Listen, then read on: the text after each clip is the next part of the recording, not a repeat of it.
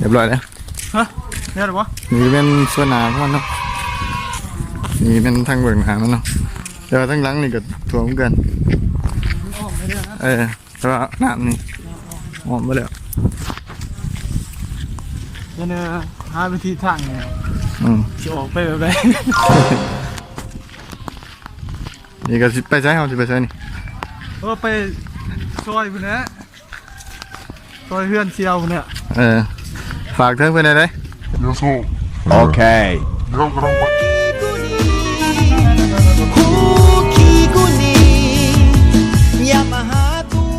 ก็ต้องเป็นห่วงมาสิทั้งหลังนี่ก็ไม่อันเนาะเต็มเลยบ้านนี่อยู่บ้านเป็นบ้านอยู่ทางกลางเลยอยู่ไปเจออีนะมาจากย่างกันไปไหนย่องเลยสี่ย่างก่อนเลยนักข่าวรายงานสภาพอากาศข้อมูลข่าวสารจากสุดิเอาไปใช้วันที่ลงไปเพื่อนไปยังสิส่วนดีกว่านี่เฮ้ยเลี้ยวค่อยพามากน่ะไม่ต้องห่วงหรอกเดี๋ยวไปเพื่อนหัวหน้าเตงขี่ม้าก่อนใส่เพื่อนก่อนนะไปส่วนเพื่อนก่อนเนี่ยไปเอาเพื่ออยู่นี่ก็ถือว่าอยู่ทั้งแน่เดี๋ยวเนาะยังไม่ทันมีดีแล้วเพราะว่ามันเป็นลักษณะแบบดอนหลอนยังไงเลยไม่นอนของการเนี่ยจุดสูงที่ว่า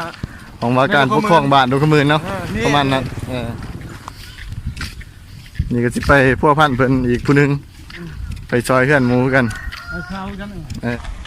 เหมือนงานสปอร์ตกันเขาจะไปเขาจะไปใส่วันนี้ที่ว่านี่หนังเห็ดบ่ถ่วงง่ายหรอกเป็นโนดผมเป็นอย่างเป็นเกาะวะเกาะอย่างเนี้ย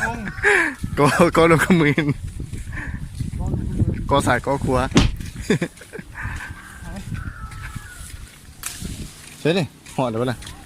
สีบัวเดี๋ยววะตอนนี้ก็มาเริ่มห่อเทียนเป็นแล้วนี่ก็เป็นผักส่วนหนึ่งประกอบที่ว่าก็ต้องห่อเทียนนักข่าวเนาะนักข่าวที่ว่าเขาชีไปร่วมงานกันนำถ่วงเอาชมเก่งอยู่ด้วยโอ้พอดีได้สิ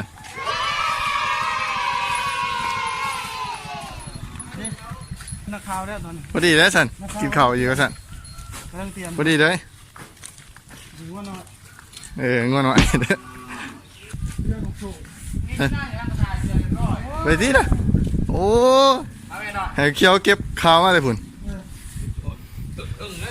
กินไม่ข้าวพอดีเลยสันเคี้ยวจัดการเลยมันก็ยังข้าวสู้อยู่กับใครเด็กเนาะกินข้าวก่อนก็ชมเนี่ยเป็นกับมาห่อเทือนเพื่อนกับเดี๋ยวตำหุงกับลาบมาสัตว์เป็นบ้านได้นี่โอ้ถุงพุทธเอาเดี๋ยวพ่อให้ถุงพ่อเดี๋ยวจะฮะยังพอแล้วไปจุ่มแล้วเฮ้ยก็ไม่ถึงจุ่มน่าจะใช่ดีแล้วมาแต่นามาตัวมาเพื่อนจ้ะบอยังดีเลยน้องยังสูงเนาะสิฟ้าไปเสร็จเลยอิ่มแล้วอิ่มไหมแท้โอ้ยเผาน้ำควายน้ำงวดไปไหนไปเลยว่ะโอ้หวานก็ต่อได้สิพี่ไปเพื่อนมันนั่นนี่ไปยังไงนะเงินโศกเนี่ยลงทุนมากได้นี่มันเลยมากธรรมดาเนี่ยเชียวเยอะสิปังเชียวมันต้องมาว่าเขื่อนเขาถ่ายวัวอยู่ไม่เป็นเขื่อนเนาะงานมันเป็น10,000 บาท10,000 กีบ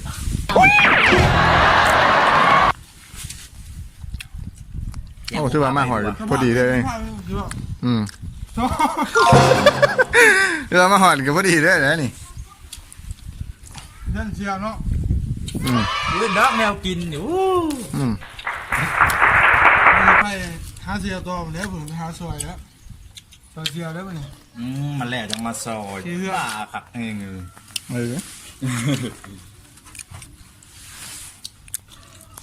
กูคุยคำใหญ่ได้สิ โอ้ยจานออดน้อยเยอะสิทำมาทำกัน เอาแม่งก็ไหม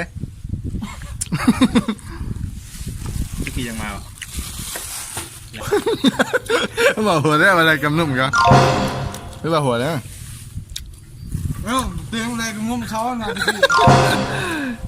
โอ้โหได้แล้วที่ว่าหัวเตือไหม เขากระโบเฮ็ดหรอกหัวมั่วเลยจ้ะ ประมาณนั้นแหละ ตายหนากู บอกว่าไปกำนุ่มเขา มั่วจริง โอ้ยว้าว เสียงจริงด้วยเนาะ ซอยเรือประชาชนเหมือนเรา ตำหัว โอ้ยว่านี่ก็ไปไอ้บ้านนี่เนาะ น้องเมื่อไหร่กินข้าวแล้วเมื่อไหร่จะไปซอยเรือประชาชนเราประสบภัยน้ำท่วมเที่ยวกัน 3-4 รอบไปเลยจังไดมา พูดไปมึงกลัว กลับไปก็มาอยู่ จำตลาด ถ้าคำว่ามันกูกับมาดอกคำว่าเมืองกูกับมาดอก บอกปีนหน้าปีนหลัง กินหอดกู ไปสิเป็นการล่อสานะจังไดว่าหล่นไปซื่อ ตอนนี้ ไปดิเลย ไปดิ โอ้ยมัน ไปเหือนเขาฮะโอ้ รอทางข่าวมันนี่เป็น ไปดิไปยางต่อดิไปครับยางถ่า เรามา โอ้ยมึงดมมึงแน่ กินข้าวแล้วก็ต่อเลย มันเข้าอินเลยไปก่อนโอ้เพิ่นมาได้หนึ่งวันนี่ โอ้แม่นของหัวหน้าเพิ่นว่าวันนี้ คนหานักเท่าไหร่นี่ มันพันมาแต่ฝรั่งวันนี้ มาพี่ตามมา หัวเป็นยังขวดเรียงงัวค่ะ คนละเรื่องเด้ เอ้ยงัวมื้อนี้งัวที่ว่าคนหาตีที่ว่านักข่าวเนาะ กินได้บ้านนี่บ้านนี่ไปซอยเพื่อนอายยังบ่เกี่ยวเพื่อนอายยัง เพื่อนโอ้ยบอกมีมันหยาบเนาะว่าเพื่อนในซันนะ จะแบบสั้นน้ำลายป่ะ เพื่อนจ่าเลยนี่ นี่ตอนนี้ก็นั่งสิไป เออ เพื่อนเชียวเนาะ แต่ว่าเชียวอยู่บ่ล่ะตอนนี้ แต่ว่าเชียวบ่อยู่แต่ว่า ไปใช่ล่ะ ไปเบิ่งกันแน่เนาะสภาพ